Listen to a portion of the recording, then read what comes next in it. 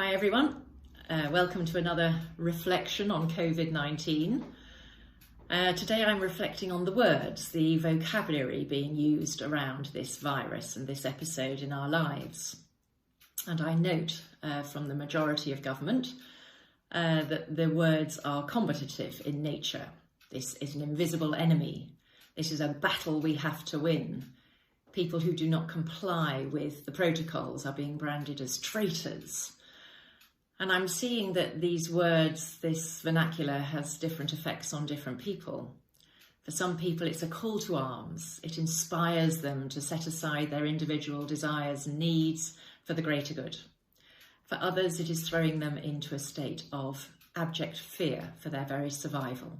It is adding to high levels of stress and increasing levels of anxiety.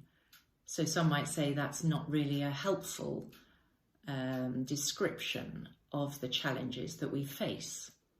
For some of us, we're just completely ignoring them. We've chosen to frame and context this episode in our lives in a different way, one that helps us to rise to the challenge and to be the best we were born to be under pressure that we've not been able to experience before.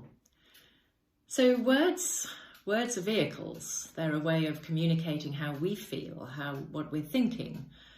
I think one of the greatest gifts you can give somebody, a human on the planet, is to give them a vocabulary, a way to express their feelings, to articulate what's going on inside. And one of the angriest people I've ever met on this planet was angry because they lacked the vocabulary to express their feelings, and they were trapped in an inner rage and confusion. So, do words have any inherent power in themselves? I believe they do. Fantastic little book, The Hidden Messages in Water, by Dr. Masaru Emoto, Japanese scientist. And he did experiments with water crystals, and he exposed these water crystals to different emotions and different words. Love, hate, envy, jealousy, anger. And then he photographed the water as it crystallized, and extraordinary outcomes. The crystals exposed to words like hate, anger, I hate you, were discoloured, malformed, really quite ugly if we're going to put a judgment on them. The words exposed to I love you, you are beautiful, you are wonderful, all came out exquisite, delectable. But guess what? The crystals that were the most outstandingly beautiful were the crystals that had been exposed to words of gratitude. Thank you. So Dr. Masaru Emoto's equation for happiness in life is 1 part love, 2 parts gratitude. I just throw that in. So he would very much be an advocate of words have an inherent power. But how about our power? When we hear these words, I hear the words of it's a war, and I choose to discount them. I just delete them because they do not resonate with me. They do not inspire me in any way at all, and I find them quite unhelpful. So I just substitute those words with words of my own that are much more positive. So I can choose how I respond to the words that I hear. I have that power. I choose to attribute meaning. I choose to give emotion, an emotional response. If I don't like what I'm hearing, I switch off. I walk away. I'm silent. If I really don't like what I'm hearing, I may have an internal dialogue with myself or somebody perhaps like-minded, and we will have a discussion as to what it is that we find so distasteful or whatever about those words. But ultimately, I am responsible for the way I respond to those words. So you might grasp from that I'm not an advocate of being offended by somebody else's words. I choose not to be. But what about the energy behind those words? I can say to you all, I hope you have a happy day, and I'm also just going to go off and do the shopping, and I'm going to do the laundry. So the words are coming out in a sort of rather mundane way. How about I say, I hope you have a happy day. because I mean it, because the energy behind those words is sincere. I truly hope you have a happy day. The intention that carries those words through the ether, little reverberations that strike your eardrums, are words that have real meaning for me, a heartfelt desire. What is my intention?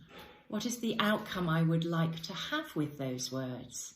That actually somewhere that they carry through a happiness for you, that resonates with you and in some way contributes to you having a happy day.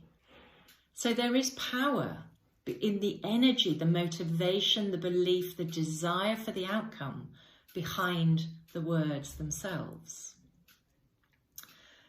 So what does that leave us with at the end of the day? We have choice. Always, I believe, we are empowered individuals on the planet who have choice.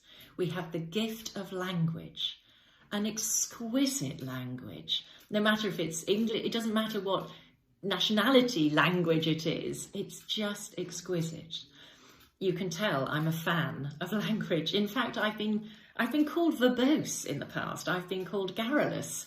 I've been called many worse things than that, but they are not to be shared. And I don't care. I don't care. Why use 3 words when 30 will do? I was awful at praise-seeing at school.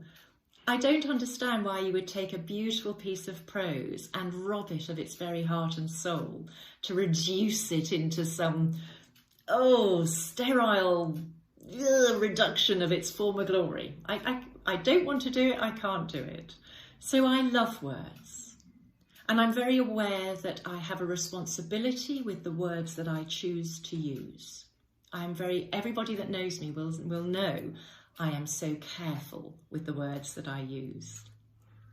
I use words with an intention that has the desire to bring about joy, to help people to feel better about themselves than they did before our conversation.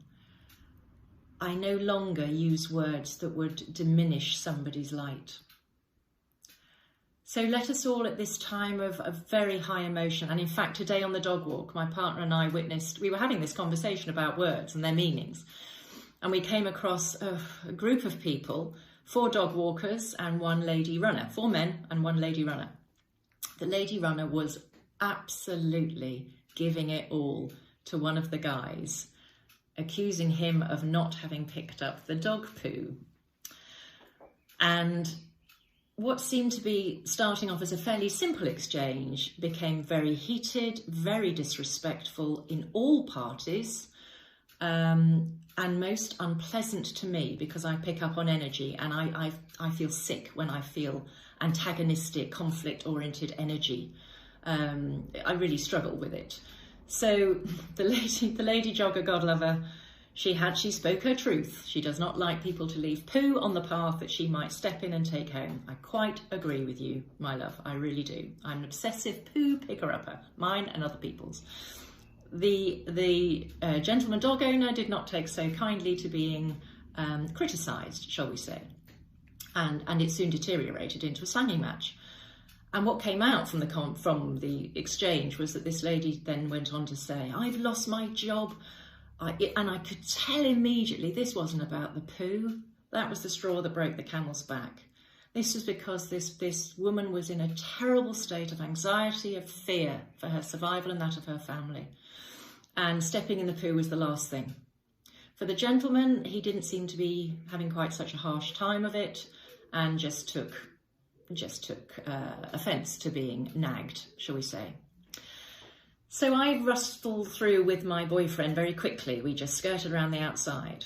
I thought 2 minutes about whether I should wade in, but nobody had asked me for help, so I decided not to.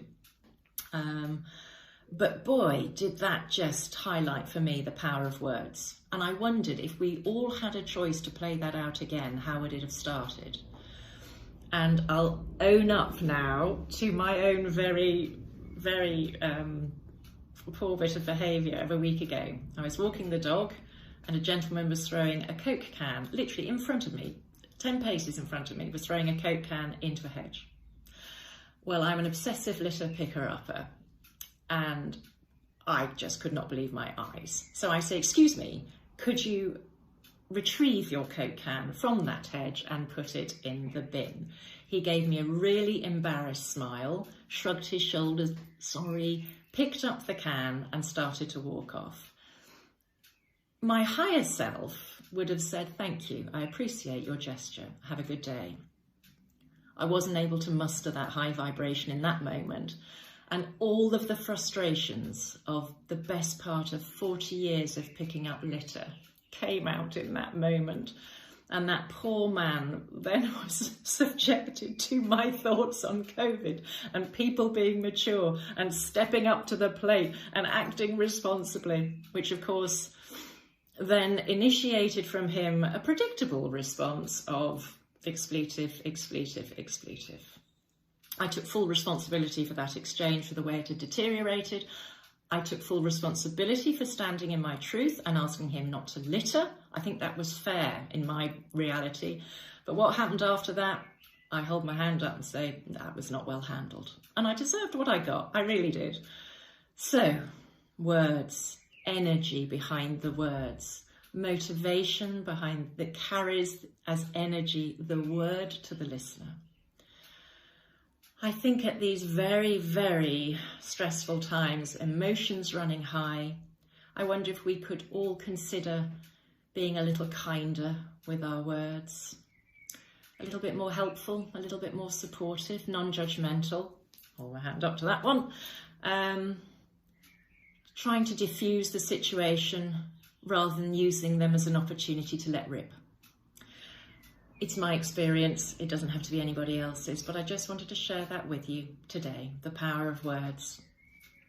Let us go back to Dr. Masaru Emoto and our equation using words for happiness in life: 1 part love, 2 parts gratitude.